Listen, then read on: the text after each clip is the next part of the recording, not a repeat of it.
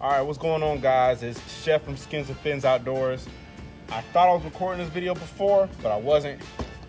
Today, we're gonna be talking about deer attractants and pre-season scouting and preparation for the bow season. What I use is deer cane. This one has a hole in the bottom of the bag, but I use a deer cane. It's a mineral and attractant. The way you're supposed to use it, you're supposed to take it, mix it in a 5-gallon bucket, and then pour it onto a bare spot on the ground. And the deer will come and paw at it and lick the ground and stuff like that. I don't know about you guys. I don't have a stream, a river, or a pond, within walking distance or on the property that we hunt. But yeah, I can't pick up a 5-gallon bucket and go just pick up some water and go to my spot. So what I do is I take one of these 5-gallon jugs. And what we're gonna do is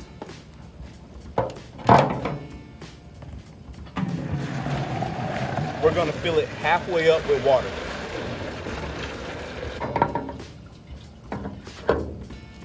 All right, after you fill it up halfway, you're gonna take a funnel, put it over the top. This hole had a bag in it, so this bag had a hole in it, so we'll just use it this way. But you're supposed to use a whole bag per 5 gallons, according to the instructions, but I find that that's not really necessary. Half a bag does the same thing, and you get to use it double. Not saying it's a money scam or nothing like that from the company, but if I can do it, cheaper, I'm just gonna do it that way. I don't have any sponsors or anything like that. So you'll pour half this bag in here.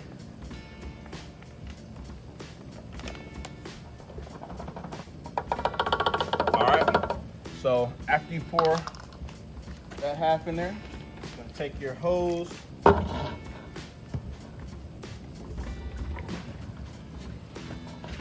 fill it all the way up.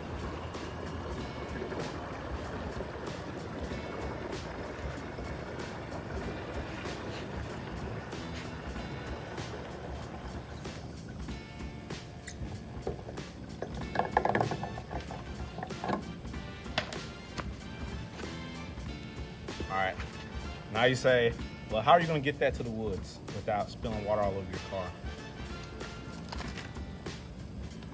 I take a bag. I don't normally take gallon size freezer bags because they're kind of expensive. I usually use sandwich bags, but this is all we have. So we're gonna make it work. Take the bag, put it over the top. Take some duct tape and go over the bag a couple of times. Try to get it as tight as you can to the top. If you just leave it like this, the top can slide off if it just so happens to turn over or something like that. So I always go an extra wrap around the actual jug. So that way the bag is attached to the jug.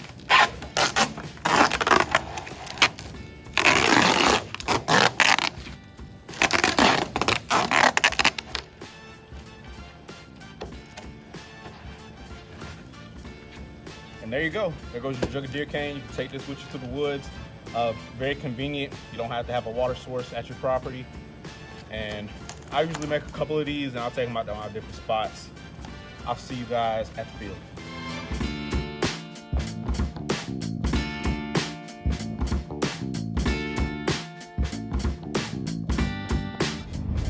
All right, y'all, before we get in the woods, something I want y'all to keep in the back of your head as you're going through your preseason routine is to have a game plan before you go out there.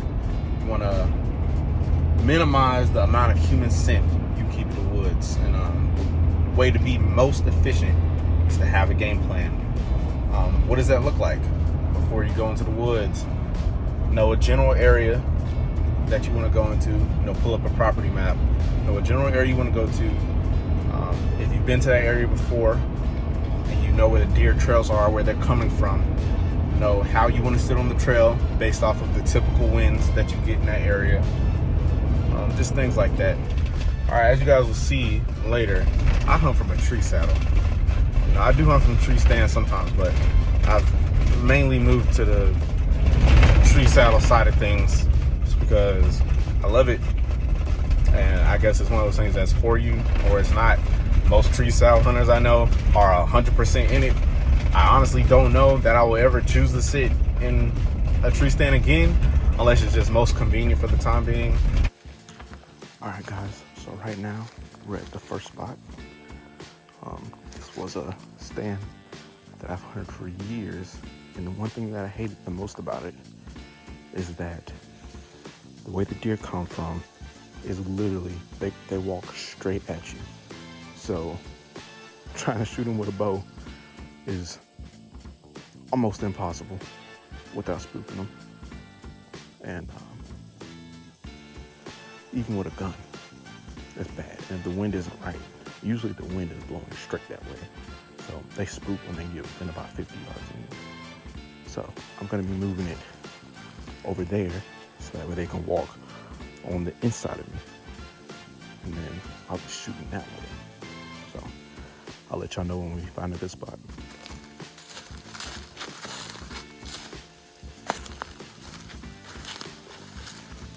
All right.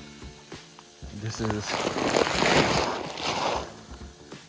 is about the area that I'm thinking, mainly because with the saddle, you want to be in an area with trees that has a lot of foliage on it, so that way you have some cover while you're up in the air. And it's pretty open. I would say 30 yards each way. And I don't know if you guys can tell, but in about 30 yards, it's like a landscape change where it goes from the edge of this old creek bed. It changes from these open hardwoods to like a really thick hardwoods where they might, I think they're bedding about 70, 80 yards deep into that. I'm out of breath because it's a little bit of a walk, but I'm sure you guys how I set this up. All right, y'all, so this is the tree that I chose. It's either going to be between this one or this one right here. The reason that is, I'm actually kind of leaning towards this one because it has these two smaller trees right beneath it. It has some foliage, but it's not too high. I can get up there and be covered, and it's a medium-sized tree, so it's not going to be too hard to climb. This one is thicker at the base, but it splits into two. So I would actually be able to sit in between that V, that split, and that'll provide more cover and comfortability. But the deer come from that way, and they follow this old creek bed all the way down.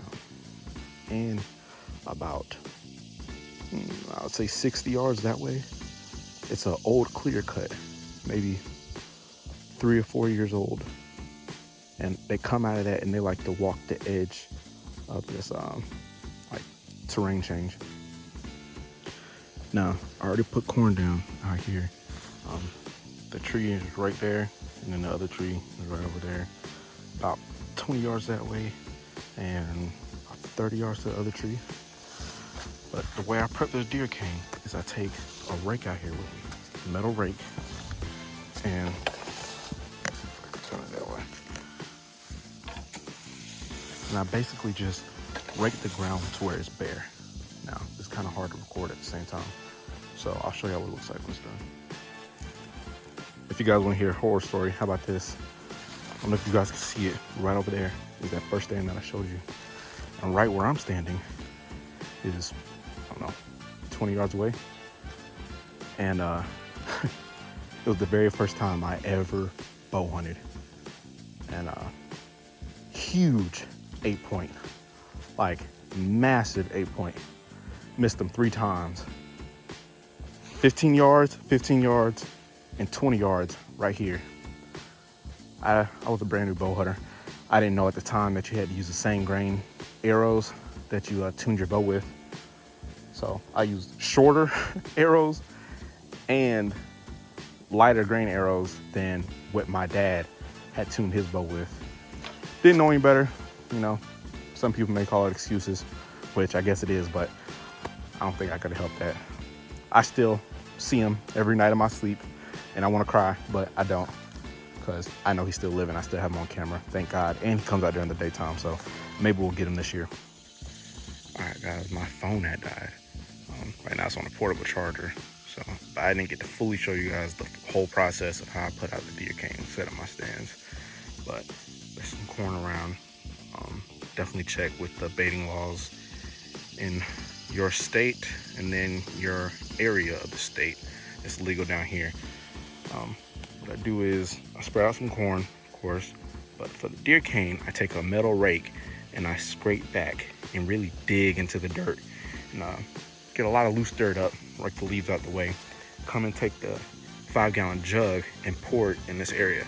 Now, when I choose an area, I'm really looking for a low point where it kind of funnels into it. So it's right by this tree root. It kind of comes into like a dip right here. The reason I choose that is because water is a really good friend of minerals and deer attracting. So that point is going to hold water when it rains, and that's just going to end up helping me in the long run. I have the camera set up right there, about 11, 12 yards away. The reason I do that, you don't want it too close because you won't be able to get, a full range of maybe all the deer that are there at the time. But then you don't want it too far because it might be out of range. You'll get a lot of extra stuff like leaves falling and stuff, things you don't want. In comparison to where I'm standing at, the tree that I would be hunting, it's either that split tree in between it or this tree right here. So, I don't know, it's about 20 yards. Yeah, that's a good 20 yards. Full shooting range, I could probably reach 45 yards max. I mean, unless it's a Big 10 that I feel confident on taking a shot on, which who's ever really felt confident on a Big 10? But it's a shot that I just can't pass up, then I would take it. I try not to go beyond 30, but this is my setup. I'll see you guys in the car.